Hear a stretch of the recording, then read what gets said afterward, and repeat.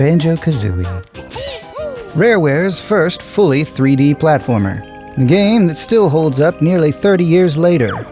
I could go into the history of the game, like how it started out as an RPG, and how Rare pivoted after the release of Mario 64. But there are already a multitude of deep dive videos discussing all that. Instead, I'm going to talk about what it is about this game that makes it such a classic. Where does the magic come from? Banjo-Kazooie has one of the most basic stories one could come up with. The protagonist's sister gets kidnapped by an evil witch and must be rescued. It's not deep, complex, or thought-provoking. But the way the story is told and the hijinks that happen along the way make the overarching story more than satisfying. When you emerge from your abode at the beginning of the game and talk to Bottles, the game's humor and tone is immediately apparent. Bottles is a short-sighted mole that serves as a guide for the protagonists during their adventure. Banjo is a polite, kind, and caring bear. All of the characteristics one would expect from a protagonist.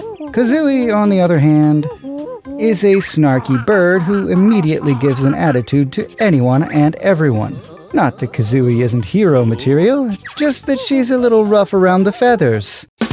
Oh, brother, this guy stinks! The dry humor keeps the story from becoming stale as you complete your quests to collect stuff. And collect stuff you do. Lots of stuff. You progress through the game by collecting music notes and jiggies.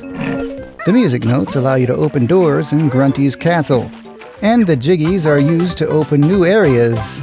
Most of this is fairly easy, but some of the collectibles are hidden behind puzzles or challenges. Some of them are clever and require a bit of creative thinking to solve. Not that any of them are overly difficult, just enough to be challenging. The different worlds are all unique and provide new challenges and puzzles to solve. Each area has a theme that makes each one memorable and distinct. The art direction is fantastic. The visuals are sharp and colorful. The 3D models are great. It's a good-looking game. The frame rate does dip here and there, but it's not bad enough to impact the gameplay.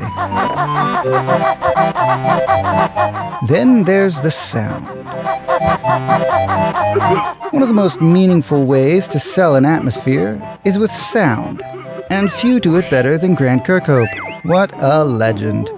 Growing up, this man's music was a major inspiration for me. I actually wanted to compose music for games, in no small part due to music from games like this.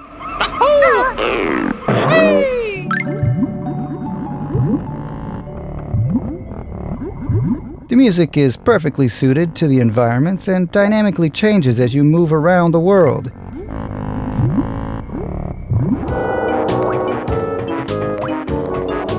Absolutely brilliant. This was the first game that Kirkhope was responsible for all of the sound and music on, and he nailed it.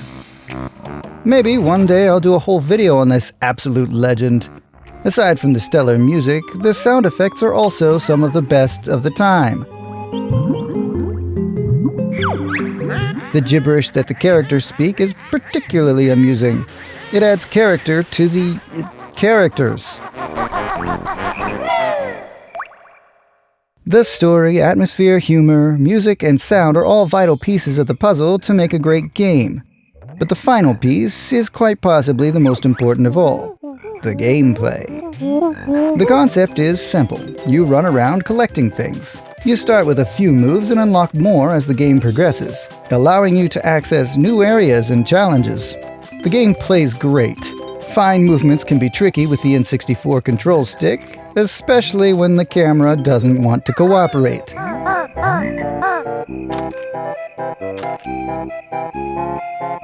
Aiming to shoot eggs can be frustrating, as a gentle touch of the control stick causes an almost unpredictable amount of movement. Sometimes the game requires you to backtrack for certain collectibles, and I hate backtracking. But these complaints are small in comparison to all the positives and aren't enough of an issue to detract from the game as a whole. It is an amazing game that helped cement Rare's already excellent legacy. The magic of Banjo-Kazooie doesn't come from doing one or two things well. The magic comes from the culmination of all of these elements working together to create a masterpiece of interactive media. Obviously, I think Banjo-Kazooie is an amazing game. I actually enjoyed my most recent playthrough more than I did when it first came out. So, where does that put it on the tier list? I was going to say that it is solidly in the total banger tier, but upon further reflection, I believe Banjo-Kazooie is legendary. It's not perfect. The camera can be finicky, the controls could stand a little more nuance, the backtracking is something I'll never excuse a developer for including in a game, but what it does so well that it makes up for its shortcomings. If you have not played this game, you absolutely should. Even with the more recent re-releases, the N64 version still holds up. This is what Rare was before Microsoft bought them out and sat on them for 2 decades. What a waste. Anyway, if you're still here and you're not subscribed, I'd really appreciate if you could hit that subscribe button, or the like button, or both. Both is good. Thanks for watching, good luck on all the things, and I'll see you later. Bye. Bleh! Bottles is a short-sighted mole that serves as a protagonist for all of the characteristics one would expect from a protagonist. The dry humor keeps the story from becoming stale as you each area has a in no small part to the music from the I'm not going to sit here and blather on to build suspense that helps cement Rare's legacy. The magic comes from the column. Wow. I was going to say that it is solidly. Anyway, I'm going to leave this here. Blah blah blah blah blah blah blah blah blah blah. Good enough.